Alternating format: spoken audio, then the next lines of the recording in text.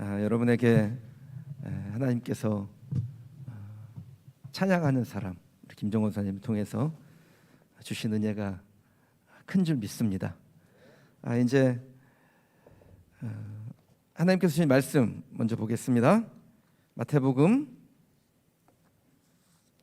10장 32절에서 33절까지 말씀입니다.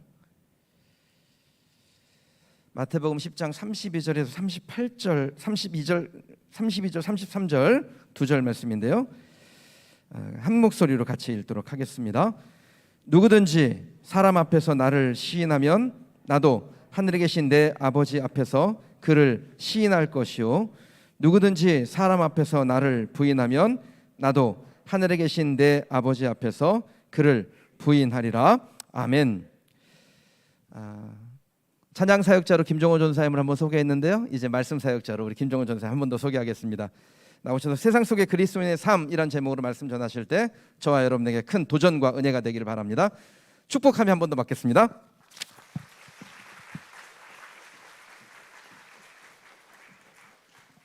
할렐루야. 다시 한번 기도하도록 하겠습니다. 사랑 많으신 하나님 아버지, 참으로 감사합니다. 하나님께서는 예배받기 합당하신 분이시고 우리의 삶을 바쳐 경배받기 합당하신 분임을 이 시간 선포하며 고백합니다. 그 전능하신 하나님 앞에 우리가 예배의 자로 하나님 서게 하시니 참으로 감사합니다. 이 시간 주시는 말씀으로 우리가 도전받고 은혜받기를 소원합니다. 부족한 종에게 역사하셨던 하나님의 은혜가 고스란히 우리 모든 성도님들의 같은 고백의 은혜가 되도록 주님 역사하여 주시옵소서. 모든 것 다 주님께 맡겨드리고 예수 그리스도의 이름으로 간절히 기도합니다. 아멘. 할렐루야. 귀한 아름다운 교회 여러분과 함께 예배할 수 있어서 얼마나 행복하고 감사한지 모르겠습니다.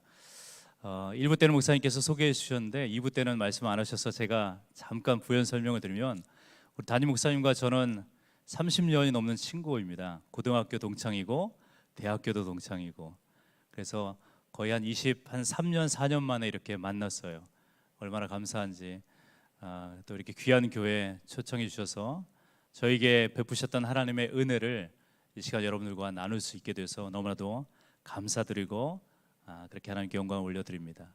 여러분들 찬양을 들어보셔서 알지만 국립오페라단 바리톤이 저 정도야 하신 분들이 아마 몇 분 계실 거예요. 네, 이제 제가 드리는 저희 메시지가 아마 여러분들에게는 희망이 되고 저 정도는 나도 할 수 있다, 그런 좀 도전이 되는 그런 시간이 되길 원합니다. 이런 말이 있죠. 우리나라 옛말에 호랑이는 죽어서 가죽을 남기고 사람은 죽어서 이름을 남긴다라는 옛말이 있습니다. 그 뜻은 뭐 제가 설명 안 해도 다 잘 아시죠.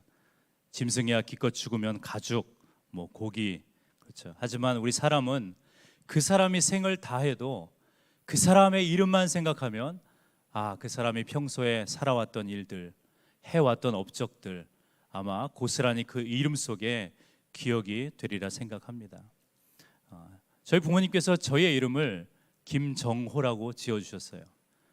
바를 정자에 빛날 호자, 예수님처럼 바르고 빛나게 살아라, 이런 이름을 지어주셨습니다. 여러분들에게도 아마 부모님께서 제일 좋은 이름으로 지어주신 이름들이 있을 것입니다. 근데 문제는 무엇이죠? 우리가 그런 이름값을 제대로 하고 살고 있는지 늘 우리에게 도전하게 되죠. 성경에 보면 모세라는 이름의 사람이 있습니다. 여러분들 잘 아시죠? 원래 모세의 이름의 뜻이 무엇입니까? 물에서 건져낸 자, 그렇죠? 죽을 수밖에 없었던 그 모세를 모세의 부모는 갈대 상자에 넣어서 띄워 보냅니다. 바로의 공주가 모세를 물에서 건져내서 이름을 무엇으로 지을까 하다가 그냥 모세라고 지은 거예요. 이름만 보면 얼마나 볼품이 없습니까? 하지만 우리가 모세하면 떠오르는 이미지가 하나님께서 이스라엘을 모세를 통해서 출애굽하시도록 인도하신 지도자라는 이미지가 떠오르잖아요. 마찬가지로 우리가 이름 중요합니다. 하지만 그 이름에 얼마나 걸맞게 살고 있는가가 더 중요하다는 사실입니다. 저와 여러분들에게 동일한 이름을 하나님께서 주셨어요. 그 이름이 무엇일까요? 성도라는 이름입니다. 세상 속에서 거룩하게 우리를 구별시키셔서 불러내신 이름이 바로 저와 여러분들에게 주신 성도라는 이름입니다. 그렇다면 우리는 어떻게 성도라는 이름에 걸맞는 그런 삶을 살아야 되잖아요. 하지만 이 땅에 많은 크리스찬들이 그렇게 이름값을 제대로 하지 못하고 사는 안타까운 모습을 보게 됩니다. 오늘 시간 부족한 종에게 하나님께서 주셨던 그 은혜가 비록 우리의 이름대로 살지 못한다 할지라도 우리에게 주신 그 성도란 이름에 걸맞게 살 수 있도록 도전이 되는 그런 하나님의 음성으로 들으시기를 먼저 주님의 이름으로 축복합니다. 저의 어린 적 삶을 좀 먼저 나누길 원해요. 저는 태어날 때부터 저의 의지와 상관없이 하나님께 바쳐졌습니다. 저희 아버지는 목사님이셨거든요. 근데 저희 아버지 항상 저를 위해서 기도해 주실 때 너는 누구 아들? 그러면 아빠 아들. 제가 어렸을 때 이렇게 지금도 기억이 나요. 그럼 저를 고쳐주셨어요. 아니 하나님의 아들. 저는 태어나기 전부터 저희 아버지 어머니는 저를 하나님께 바치셨대요. 저희 의지와 상관없이. 그래서 저는 어렸을 때부터 목사가 되는 게 당연한 일이라고 생각을 했습니다. 저희 아버님은 목사가 되시기 전에 약사셨거든요. 약국을 오랫동안 경영하셨는데 포항에서 한 10년 정도 저희가 어렸을 때 살았습니다. 그때 약국을 경영하셨는데 원래 저희 아버님은 어렸을 때 주일학교 다닐 때부터 이 몸 바쳐 주의 종이 되겠다고 서원하셨던 분이셨어요. 아버님은 서원하시지만 저는 서원이 아니라 그냥 바쳐졌잖아요. 근데 아버님은 그 서원을 잊어버리시고 약국하시면서 그냥 세계에서 가장 하나님께 인정받는 1등 가는 장로 되시겠다고 그렇게 기도를 하셨나 봐요. 근데 하나님께서 그 서원의 기도를 잊지 않으셨죠.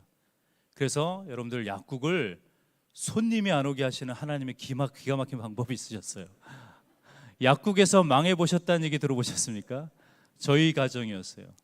약국에서 망해버렸어요. 저희가 포항에서 10년을 그렇게 지내고 이렇게 막 빚 보증도 잘못 쓰고 막 빚장에 쫓겨서 서울로 올라오셨는데 또 하신 게 아버님은 약국이셨죠. 하나님이 막아버리시는 거예요. 손님이 안 오게. 결국은 그 어렸을 때 하셨던 서원의 기도를 하나님께서 이루시기 위해서 하나님의 방법으로 그렇게 몰아가셨던 것입니다. 그러다가 제가 중학교 시절에 저희 아버님께서 빚쟁이들 그 막 시달림에 또 여러 가지 번민을 가지고 강원도 산속으로 기도하러 가셨어요. 그래도 명색이 장로인데 자살했다는 얘기 들을 수 없으니까 굶다가 보면 하나님이 데려가시겠지. 제 아버님의 표현이에요. 금식 아닌 굶식으로 시작을 하셨다고 합니다. 그러다 하루 이틀, 3일, 4일, 일주일, 2주일 하나님께서 인격적으로 저희 아버님을 만나주셨어요. 다시 만나주신 것이죠. 그리고 어렸을 때 기도하셨던 그 사명의 기도를 생각나게 하시고 이제 몸 바쳐 주의 종 되겠다고 그러면서 40일 금식을 마치셨어요. 내려오셔서 하셨던 일이 노방전도셨습니다. 그래서 어깨띠 하나 두르시고 고속버스 터미널로 서울역으로 시장거리로 사람이 모이는 곳이면 어디든지 메가폰 하나 들고 예수 믿고 천국 가세요. 예수님이 우리의 삶의 주인이십니다. 그렇게 복음을 전하는 전도자가 되셨습니다. 그러던 어느 날이었어요. 1986년도로 기억합니다. 제가 고등학교 시절이었던 것 같아요. 그때 대학로, 여러분들 대학로 아시죠? 예전에는 서울대에 물리되어 있던 그 대학로를 토요일 주일 되면 차를 막아놓고 젊음의 거리로 차를 통제하고 거기서 막 이렇게 축제가 이루어졌거든요. 근데 낮에는 좋지만 밤이 되면 소돔과 고모라 성이 따로 없었어요. 술판으로 춤판으로 그렇게 험난한 그곳에서 복음을 전하는 어느 날 하나님께서 강력하게 저희 아버님께 성령의 말씀으로 역사하세요. 그러면서 성경 말씀을 주시는데 고린도전서 3장 16절 너희가 하나님의 성전인 것과 하나님의 성령이 너희 안에 계시는 것을 알지 못하느냐. 그 자리에서 저희 아버님이 교회 이름을 봤는데 그 교회 이름이 길로 들을 방 로방교회가 거리에서 시작이 되었습니다. 그래서 1988년도에 대학로 거리에다가 현수막을 하나 걸어놓고 로방교회가 시작이 되었어요. 매주 토요일, 매주 주일 현수막 하나 걸어놓고 이런 찬양팀들 나와서 같이 찬양하고 저희 아버님은 말씀 전하고, 제가 어렸을 때부터 그 영향으로 나도 찬양하며 하나님께 영광 돌리는 그런 찬양 사역자가 되어야 되겠다. 저의 어릴 적 꿈이었습니다. 그러면서 하나님께서는 저에게 은혜를 주셔서 총신대학교 교회음악과에 입학하게 되었어요. 대학교 1학년한테 레슨을 받고 들어갔어요. 어떻게든지. 근데 너무 감사한 게 제가 다녔던 고등학교가 겨우 이제 신설된 고등학교였거든요. 저희가 1회 졸업생입니다. 아무도 없어요. 선배도 없고 후배도 없고. 근데 저희 학년에 4명을 하나님께서 총신대학교를 보내셨는데 2명은 신학과로, 1명은 종교교육과로, 저는 교회음악과로. 신학과 2분 중에 1분이 우리 목사님이세요.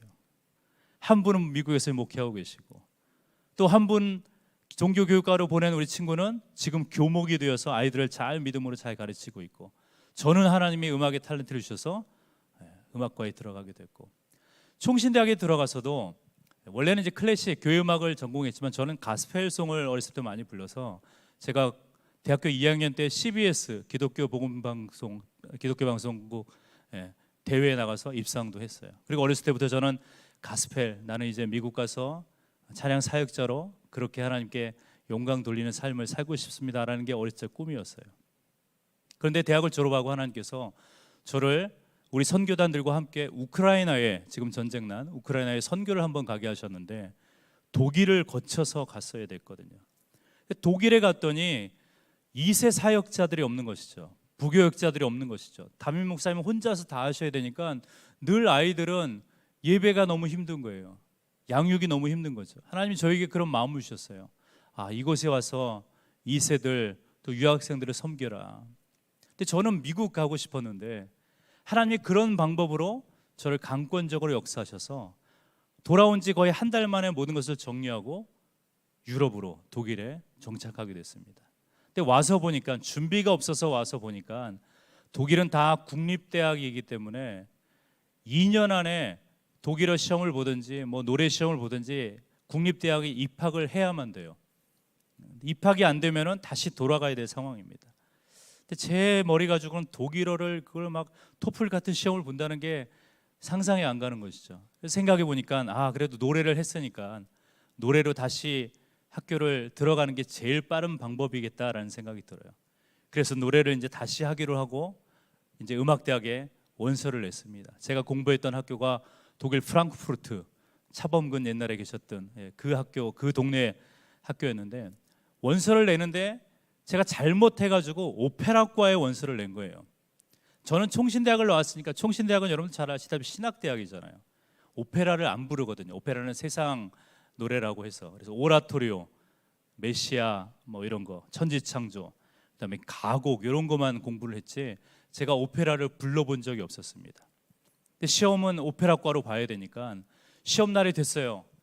자, 보니까 사람들이 뭐 쫙 있는데 제 앞번호 순서를 다 문틈으로 살짝 보니까 노래를 기가 막히게 잘하는 거예요.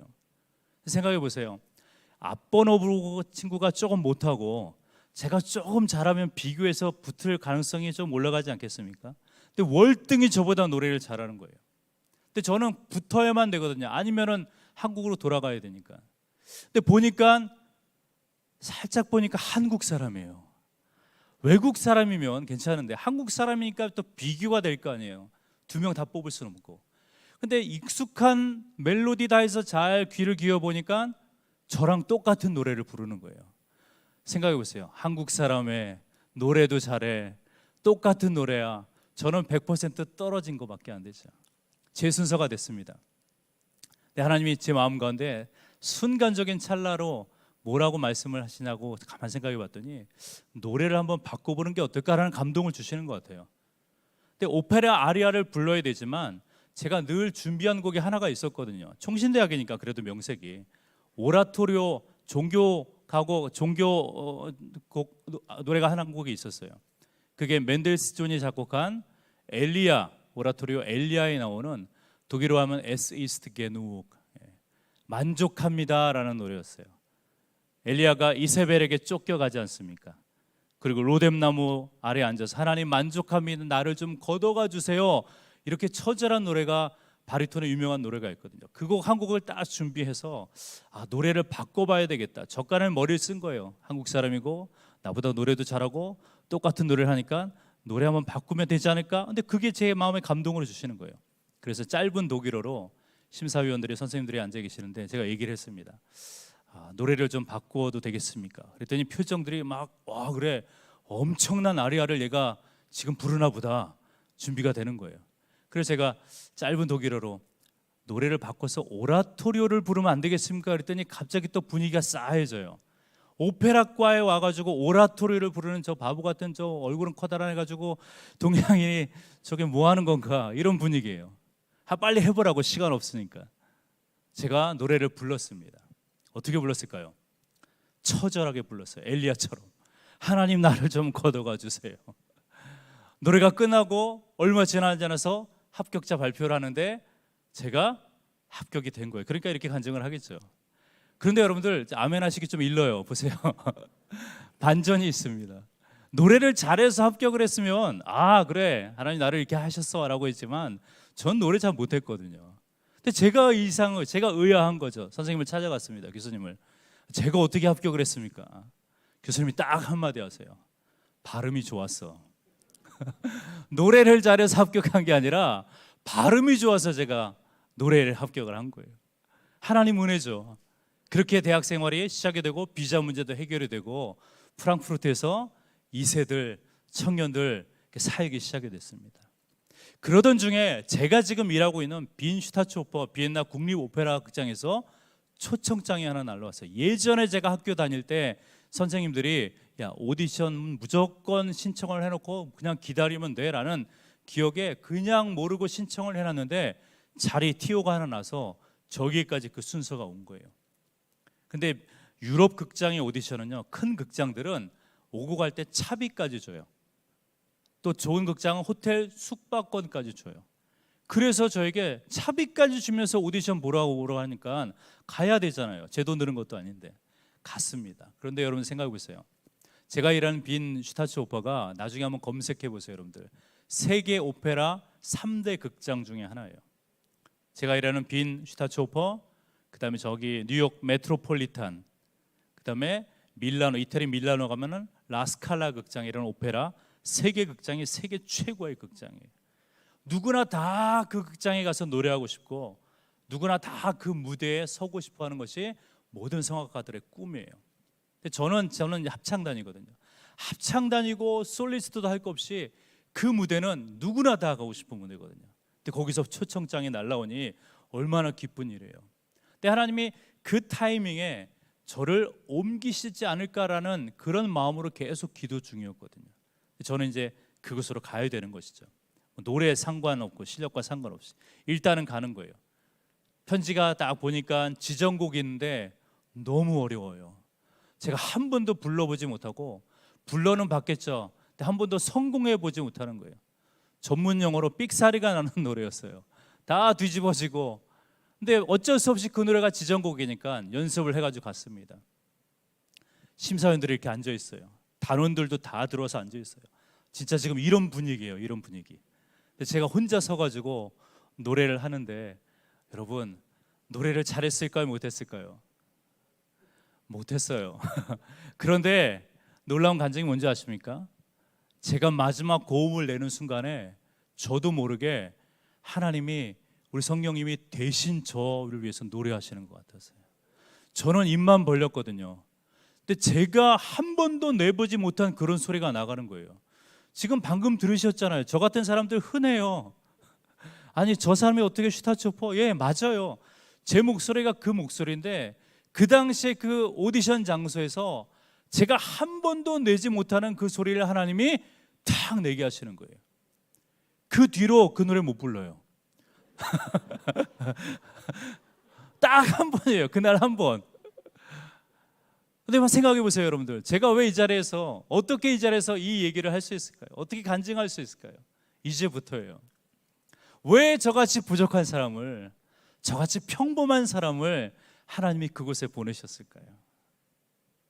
제 극장에서 별명이 김 목사예요. 패스터 킴이에요.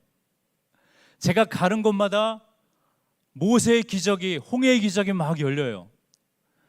저 김 전사님 지금 무슨 얘기하는 거죠? 이단간인가? 제가 하도 잔소리를 해가지고, 여러분들 한국이나 독일이나 비엔나나 유럽이나 어디나 할 것 없이 예수 그리스도가 빠진 자리, 세상 사람들이 모인 자리는 남 헐뜯는 얘기예요. 음담패설이에요. 하나님을 대적하는 얘기예요. 왜 하나님이 저같이 부족한 사람을 그곳에 세우셨을까요? 그곳에서 하나님의 사람으로 사는 것을 보여주라고. 제가 기도해요, 우리 동료들한테. 동료들이 막 지저분하게 얘기하고 있으면 하나님 저들의 죄를 용서해 주십시오. 알아듣기 쉽게 독일말로 얘기해요. Herr Gott, tilge seine Sünde. 하나님 저들의 죄를 용서해 주세요. 나중에는 야 김 목사 그러다가 제가 너무 자주 하니까 귀찮다고, 야 김 목사 나 우리 그만하자. 하나님이 그렇게 저를 그곳에 보내셔서 그렇게 사용하게 하세요. 비엔나 얘기를 잠깐 드릴게요.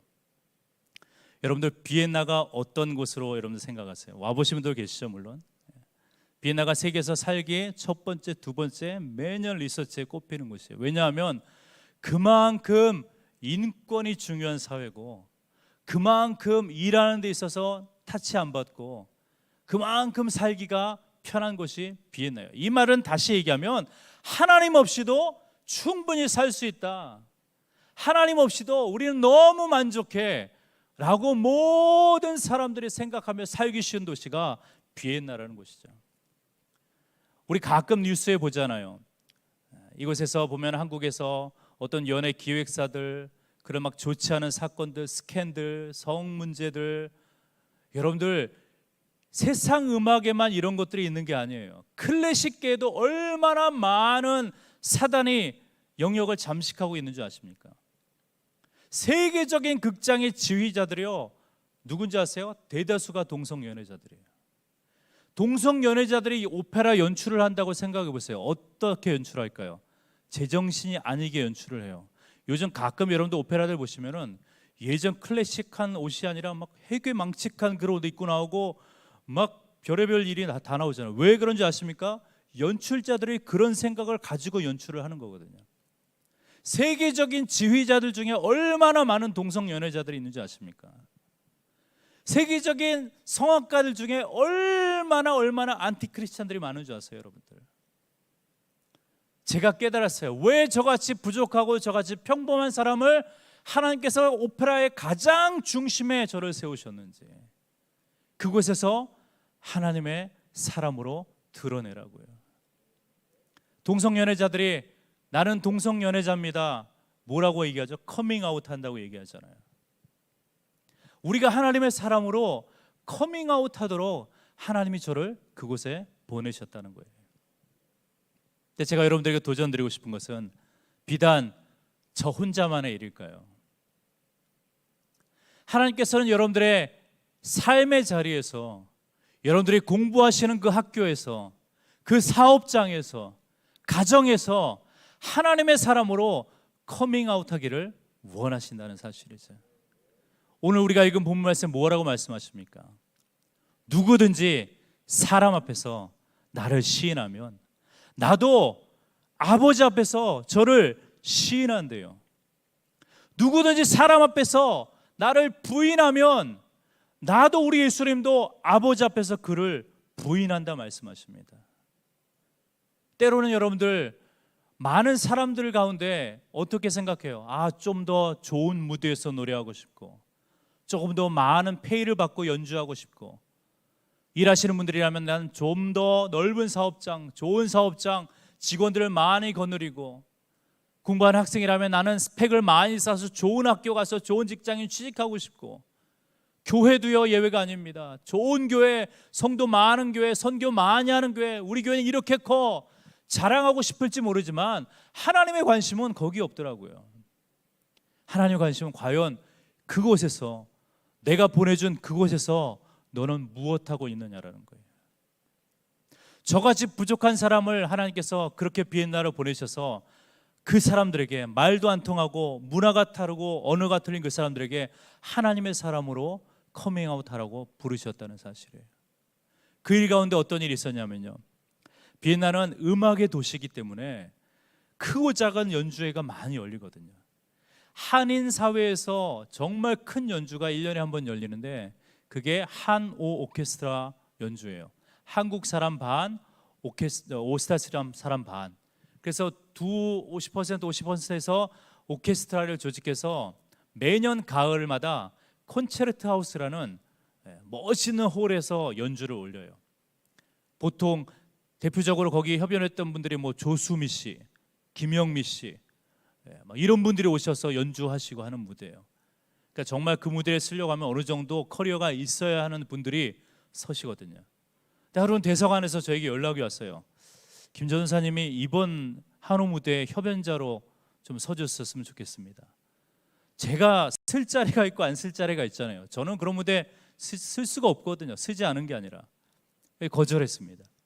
또 전화가 왔어요. 전사님이 그 무대에 좀 서주셔야 됩니다. 짧게 기도하는 하나님이 서라는 마음을 주시는 것 같아요. 아, 그럼 서겠습니다. 그래서 관계자를 만나고 지휘자를 만나서 얘기하는데 알고 봤더니 원래 저를 세우려고 했던 게 아니었어요. 다른 테너, 한국 테너 정말 잘하는 테너가 쓸 자리인데 그 테너가 스케줄이 안 돼가지고 다른 사람을 찾다 보니까 쓸 사람이 아무도 없거든요. 학생들이고 막 이러니까 아, 김정호 전도사가 그래도 극장에서 한 18년 있었으니까 그래도 뭐 실력은 잘 모르겠고 그냥 이 이력서에 한 줄 더 들어가니까 아, 이 사람밖에 없다 해서 쓴 거예요. 제가 노래를 잘해서 한 게 아니라. 그런데 알고 봤더니 그 해가 무슨 슈트라우스 무슨 해 해가지고 노래도 아예 정해진 거예요. 저는 모르는 노래였어요. 근데 그 테너가 부르기로 한 노래를 저보고 부르래요. 저는 바리톤이고 잘 못하는데 고음도 잘 안 나는데 어떻게 해요? 해야죠. 2달 3달 남겨놓고 연습을 하는데 제 아내가 이제 저를 연습을 시켜줘. 제 아내는 지휘자예요. 지휘자. 그래서 저는 늘 여자 손에 놀아놔요. 이렇게. 저를 연습해주는 우리 형제가 피아노를 쳐주면서 막 둘이서 막 저를 연습시키는데 하루는 우리 아내랑 그 형제랑 저에게 전사님, 여보, 하나님이 하셔야 돼요. 이 말은 뭘까요? 짐작하시죠? 못한다는 거예요. 저는 정말 그랬어요. 제 실력이 뭐 뻔한데 죽으라고 연습을 했죠. 정말 제 무대가 이제 2부 첫 번째 스테이지가 제 무대였어요. 노래가 4개로 이루어진 가곡이거든요. 마지막 노래가 이제 모르겐, 아침이라는 노래인데 그 노래를 딱 끝났어요. 제가 노래를 여러분들 잘했을까요? 못했을까요? 반응이 없으세요. 괜찮아요. 저 상처 안 받습니다. 그냥 했어요. 그냥 잘하지 못하고 하나님이 창피는 안 당하게 삑사리는 안 내게 해주셨어요. 그런데 마지막 모르겐이라는 노래가 조용하게 끝나는 거거든요. 연주회장 가면 가끔 언제 박수 쳐야 될지 모를 때 있잖아요. 그렇게 끝나는 노래인데 끝나자마자 제 귀에 또렷하게 음성이 들려요. 사람의 음성에 뭐 성령의 환상을 본 게 아니라 정확하게 또렷하게 하나님의 음성을 들려주시는데 그게 뭐였냐면 아멘. 2층 발코니에서 어떤 사람이 자기도 모르게 노래 끝나고 아멘 하는 거예요. 여러분 저 찬송가 부른 거 아니에요. 가곡 불렀어요. 아침이라는 노래 불렀거든요. 사랑의 연인들의 사랑에 대한 노래 부른 거거든요. 근데 그 사람은 지금 어떻게 해요? 아멘으로 반응 거고. 그 순간에 하나님이 저에게 주신 깨달음이 뭔지 아세요? 아, 왜 나처럼 부족한 사람을, 나처럼 평범한 사람을 그렇게 엄청난 무대에 하나님이 왜 세우셨을까? 아, 하나님이 찬송받기 위해서 나를 그곳에 세우셨구나. 여러분 비엔나 한번 나중에 가보세요. 지금 당장 뭐 검색 한번 해보세요. 비엔나 출신의 성악가들이 얼마나 많은지 아세요? 여러분들이 저 클래식 아시는 분들 지금 한국에서 잘 나가시는 성악가들 다 비엔나 출신들이에요. 그분들 저 다 알아요. 저도 그분들 다 알고. 그분들에 비하면 정말 저는 무명이에요. 무명. 실력도 없는 사람이에요. 그런 사람을 하나님이 한 번 빵 소리 내게 하셔서 극장에 세우시고 극장을 통해서 또 그런 사람들에게 그렇게 노래하며 하나님을 찬양할 수 있도록 예배할 수 있도록 하나님이 저를 만드셨구나. 그걸 저는 깨달았던 것이죠. 그리고 나서의 저의 삶은 극장에서 그냥 노래하는 가수가 아니라 하나님께서 나를 그곳에 하나님의 사람으로 커밍아웃 하도록 나를 부르셨구나. 그래서 제가 그 뒤로 했던 일이 매년 한 번씩 혹은 2번씩 독창회를 열었어요. 제가 주로 하는 레퍼토리가 슈베르트 아시죠, 여러분들? 모르셔도 아는 척 하셔야 돼요. 슈베르트 가곡의 왕이라는 슈베르트가 작곡한 겨울나그네. 이건 좀 아시죠? 예. 겨울나그네 24곡을 제가 주로 부르는 레퍼토리예요. 24곡을 여러분 애국가도 4절 외워 부르기 힘든데 독일어로 24곡을 부른다고 생각해 보세요. 러닝 타임이 한 번도 안 쉬고 1시간 20분을 불러야 돼요. 혼자서. 오페라는 좀 부르다가 나는 좀 쉬고, 테너가 부르면 베이스는 좀 쉬다가 듀엣 좀 하다가 이막에 나오고 하면 되잖아요. 독창회는 서가지고 독일어로 계속 1시간 20분을 부른다고 생각해 보세요. 얼마나 큰 고통일까요? 한국말도 이렇게 막 떠듬는데 가끔. 근데 하나님이 그 일을 하게 하신 이유를 알았어요. 독창회를 딱 마쳤는데, 항상 저는 독창회를 했던 이유가 독창회 마치고 나면 들어왔다 나갔다 하잖아요. 박수 계속 치라고. 안 쳐도 쳐야 되고. 그리고 보통 앵콜곡을 부르지 않습니까? 근데 앵콜 하기 전에 저는 항상 메시지를 해요. 슈베르트 겨울나그네를 공부하다 보니까 가사 내용이 이렇거든요. 어떤 사랑하는 여인에게 실현당한 남자가 차마 그 여인의 집 앞을 서성이면서 노크도 못하고 이제 발걸음을 돌려서 막 정처 없는 방황을 떠나는 거예요. 그리고 마지막에는 24번 곡은 그냥 죽음으로 가는 거예요. 그 노래를 제가 연구하면서 그렇구나, 우리의 인생이 이렇구나. 마치 이 주인공처럼 예수 그리스도가 없는 그 삶은 정처 없는 인생의 방황의 연속이고 결국은 우리가 죽는 것은 영원한 죽음밖에 없구나. 그 노래를 통해서 내가 복음을 전해야 되겠다. 그래서 이렇게 짧게 독일말로 복음을 전했어요. 연주회가 끝났습니다. 어떤 동료가, 일부러 제가 동료를 초청했죠. 우리 동료가 쫓아와요. 정호 오늘 너무 감동받았어. 저는 제가 노래를 잘해서 감동받는 줄 알았더니 그건 아니에요. 노래야 뭐 다 아는 거고, 너의 마지막 메시지에 자기가 인생의 마지막이 무엇인지, 이 땅의 삶이 다하고 그 다음 생에 우리가 어떻게 살아야 될지 자기가 깨달았다는 거예요. 그 자리에서 그가 뭐 결심을 하고 회심을 하고 예수를 믿겠다 아니었어요. 하지만 한 번이라도 그 영혼에게 하나님이 터치하심이 있었다면 24곡 그렇게 부른 거, 그보다도 더한 희생을 통해서라도 그 영혼을 만지게 하셨다면 이것이 하나님이 하시는 일이구나, 제가 깨닫게 된 것이죠. 한국에 나와서 제가 독창회를 했습니다. 독창회를 했는데 여러분, 한국 독창회 뭐 제 손님들이니까 제 무대잖아요. 다 끝나고 앵콜송 부르는데 뭐 부를까요? 보통 뭐 푸니쿨라 부르고 막 이러잖아요. 막 박수치고 막 하고. 저는 똑같이 하나님 은혜를 불렀어요. 그리고 마지막에 다 같이 아까처럼 찬양하자고. 독창회가요, 끝나고 났더니 어떤 분이 저에게 장문의 카톡을 써더니, 전도사님, 독창회가 아니라 무슨 집회 같았어요. 예배 같았어요. 하나님이 또 마음에 감동을 주세요. 그렇구나. 독창회 자리에서 하나님을 찬양하는 예배 자리로, 예배 그런 모습으로 하나님께서 만들길 원하셔서 저같이 부족한 사람도 하나님이 그렇게 세우셨구나. 여러분들이 지금 어디에 있든지 무슨 일을 하시든지 하나님의 관심은 거기 있지 않으세요? 그곳에서 나를 위해서 어떻게 하나님의 사람으로 커밍아웃하고 있느냐.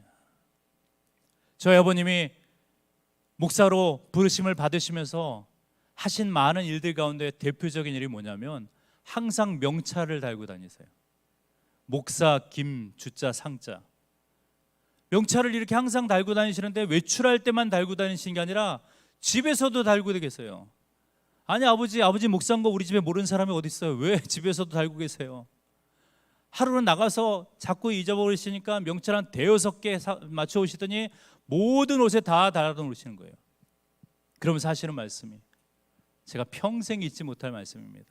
사랑하는 아들아, 목사라는 명찰 달고 내가 가지 못할 때, 내가 보지 못할 것, 내가 하지 말아야 될 것, 이 명찰 하나로 행동이 제약받는다고 하면 나는 기꺼이 평생 이 명찰 달고 다니겠다. 목사가 자랑해서가 아니라 이것 때문에 내가 하나님의 사람으로 바로 설 수 있다면. 제가 총신대학을 우리 목사님이랑 들어갔거든요. 들어갔더니 저희 아버지보다 더한 분이 계세요. 몸은 저보다 한 1.5세 큰 분이거든요. 덩치가 이만하신 분인데 그분은요 모든 옷에 등판에 양복은 양복, 티셔츠, 점퍼 다 뒤에다가 예수 천당 불신족 이렇게 새기고 다니셨어요. 재봉틀로. 궁서체 아세요 여러분들? 붓글씨체, 그것도 빨간색으로. 대단하지 않습니까 여러분들? 어떻게 그렇게 해놓고 엄한 데를 가겠어요? 어떻게 그런 옷을 입고 그런 명찰을 달면서 하나님께서 보고 계시는데 어떻게 우리가 삶을 그렇게 막 살 수 있겠습니까? 감히 외람되지만 여러분들에게 도전하길 원해요. 여러분들의 삶의 현장에서 어떻게 하나님의 사람으로 커밍아웃 하고 계십니까? 우리가 창피해서요, 내가 좀 하는 게 좀 이래서요. 아니요, 하나님은 여러분들을 그 자리에 분명하게 세우신 이유가 있는 거예요. 바로 부족한 저처럼 부족하고 연약하고 무명이지만 하나님께서는 무명의 선지자를 통해서도 하나님의 영광을 받으세요. 아합의 시대 때 능력 있게 쓰임받은 선지자가 누굽니까? 우리가 잘 아는 엘리야예요. 얼마나 능력의 선지자입니까? 하늘에서 불을 내리고 비를 오게 하고 멈추게 하는 선지자잖아요. 다 엘리야가 될 수 있을까요? 성경을 잘 읽어보십시오. 그 시대에 엘리야만 하나님이 사용하신 게 아니라 무명의 선지자들이 있었더라고요. 아무것도 안 하고 그냥 하나님의 사람들 숨겨주고 물 주고 먹을 거 주고 하나님은 다 계획하셔서 카운팅하고 계셨더라고요. 우리 사랑하는 성도님들, 여러분들이 서 있는 자리가 어디에 있든지 하나님의 관심은 그곳에서 하나님의 사람으로 커밍아웃 하길 원하세요. 제가 마지막 하나 예화 더 하고 마치려고 해요. 제가 자주 쓰는 예화고 좋아하는 예화입니다. 어떤 병약한 사람이 있었대요. 너무 몸이 약해서 시골에 내려가서 조그만 통나무 집에 살고 있었는데 몸이 약한 것도 힘든데 그 통나무 집 앞에는 커다란 바위 하나가 있어서 출입하는 것조차도 너무 힘든 거예요. 이 사람이 기도합니다. 하나님, 몸 고쳐지는 것은 둘째고 제발 이 바위 좀 치워주세요. 하나님 뭐라 그러셨을까? 야, 바위를 힘껏 밀어라. 그래서 하나님의 응답을 알고 그 바위를 계속 밀었대. 날마다 씨름하는 거예요. 바위가 없어지라고, 밀려나라고. 근데 7개월이 지났습니다. 봤더니 바위가 1cm도 꿈쩍 안 한 거예요. 하나님, 이게 뭐예요? 근데 순간에 자기의 몸을 봤더니 어떻게 됐을까요? 날마다 7개월을 바위와 씨름하고 밀었더니 예전에 병약한 모습이 아니라 우락부락한 보디빌더가 돼버린 거예요. 그 순간에 이전에 자기를 괴롭혔던 모든 병들이 사라진 것을 느껴요. 밥맛도 좋아졌어요. 밤에 잠자는 것도 편안하게 잘 수 있어요. 여러분, 이 예화가 우리에게 주는 인사이트가 뭘까요? 하나님의 관심은, 아니 우리의 관심은 바위가 치워지길 원하는 거잖아요. 하나님, 이 문제 좀 없어주세요. 내가 그럼 더 잘할 수 있을 텐데. 아니요, 하나님의 관심은 우리의 문제가 해결되는 게 아니라 그 상황에서 내가 어떻게 하고 있느냐. 정말 날마다 움직이지 않는 바위와 씨름하고 있다 할지라도 우리가 변화된다고 하면, 우리가 하나님의 사람으로 변화된다고 하면 하나님은 아마 그 바위 그냥 놔두실 거예요.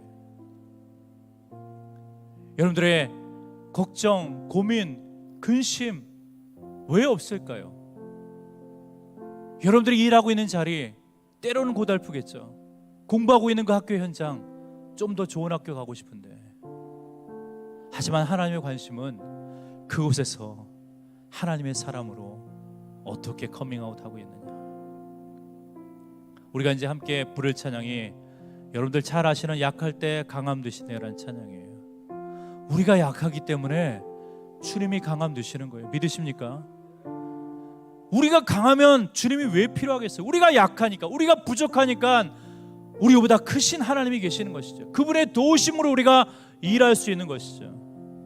후렴에 보면은 존귀의 어린 양, 월드라고 영어가 돼 있어요. 하나님의 존귀예요. 나의 힘과 나의 능력이 아니라, 비록 엘리야처럼 우리가 그렇게 쓰임받지 못한다 할지라도, 부족하다 할지라도 하나님의 권세, 권위, 그 월드가 여러분과 저에게 있으면 우리가 약한 그때가 곧 강압이 되는 때인 줄로 믿습니다.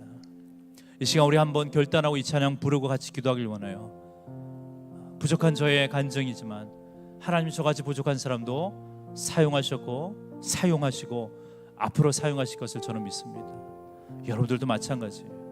우리가 그 하나님의 존귀만 우리 가운데 있다고 하면 우리는 할 수 있습니다. 이 시간 우리 한번 가사를 생각하시면서 함께 찬양합시다. 약할 때 강함 되시네 나의 보배가 되신 주 나의 모든 것 주 나의 모든 것 주 안에 있는 보물을 주 안에 있는 보물을 나는 포기할 수 없네 주 나의 우리 한 번 더 찬양합시다. 약할 때 강함 되시네 약할 때 강함 되신 나의 모든 나의 보배가 주 나의 모든 주 나의 모든 것 주 안에 있는 보물을 나는 포기할 수 주님 나의 모든 것 주 나의 모든 우리 두 손 높이 들고 찬양합시다. 예수 어린 양 예수 어린 양 존귀한 이름 존귀한 이름 예수 어린 양 존귀한 십자가 죄사 하셨네 십자가 죄사하셨네 주님의 이름 참 주님 나의 모든 것 나의 모든 것 쓰러진 나를 세우고 쓰러진 나를 세우고 나의 빈잔을 채우네 주 나의 모든 나를 위한 종이 어린 양 예수 예수 어린 양 존귀한 이름 존귀한 이름 예수 어린 양 예수 어린 양 존귀한 이름 이 시간에 한 목소리를 기도합시다. 우리가 하나님의 사람으로 살기 위해서 필요한 것이요 바로 예수 그리스도의 그 존귀예요. 존귀. 하나님 우리에게 모든 월디를 다 주셨습니다. 우리가 그 주님을 붙잡기만 하면 우리 삶에서 그 주인을 나의 주님으로 우리가 모셔드리기만 하면 그래서 하나님의 사람으로 우리가 바로 서기만 하면 하나님께서 우리에게 그 존귀를 베풀어 주십니다. 이 시간 우리가 결단하며 기도합시다. 하나님 하나님의 사람으로 내가 서 있는 이곳에서 커밍아웃 하겠습니다. 나를 세워주시고 나에게 힘주시고 능력을 허락하여 주시옵소서. 이 시간 우리가 목소리를 같이 한번 기도합시다. 아버지 하나님 하나님의 사람으로 우리를 이곳에 세우셔서 우리를 하나님 거룩하게 만드시고 우리를 하나님의 작품대로 사용하게 하시니 참 감사합니다. 하나님 무엇보다 하나님께서 원하시는 하나님의 사람으로 사용할 수 있도록 주여 하나님 은혜를 허락하여 주시고 역사하여 주시옵소서. 아버지 하나님 내 안에 계신 예수님께서 나의 우리 수고자를 자라 하나님의 능력을 우리 가운데 있게 하시고 하나님의 성령의 능력이 있게 하소서. 믿음으로 하나님 주님 바라보는 우리 삶이 되게 도와주시옵소서. 오 주 하나님 우리 삶 가운데 성령의 능력이 넘쳐나게 하시고 우리 삶 가운데 하나님의 능력으로 주님 바라보라고 할 수 있는 우리의 모든 삶이 다 되도록 오 주여 도와주시옵소서. 하나님 마음으로 아버지 하나님께 나가게 도와주시고 하나님을 의지하게 하시고 하나님의 약할 때가 묻으시고 주여 하나님 그 무게를 허락하여 주시옵소서. 하나님 감사합니다. 우리가 약하지만 주님이 강하시기에 그 월드 그 가치 그 무게가 우리 삶에 넘쳐나길 소원합니다. 우리가 서 있는 곳에 우리가 하나님 일하고 있는 일터에 우리의 학교에 우리 가정에 주님을 주인으로 모심으로 하나님의 사람으로 커밍아웃하는 우리 성도님들 되게 도와 주시옵소서. 힘이 있게 하시고 하나님 무게 있게 하시고 하나님의 영광에 대한 체험으로 가득 찬 우리 성도들 되도록 축복하여 주시옵소서. 예수님의 이름으로 기도합니다. 아멘.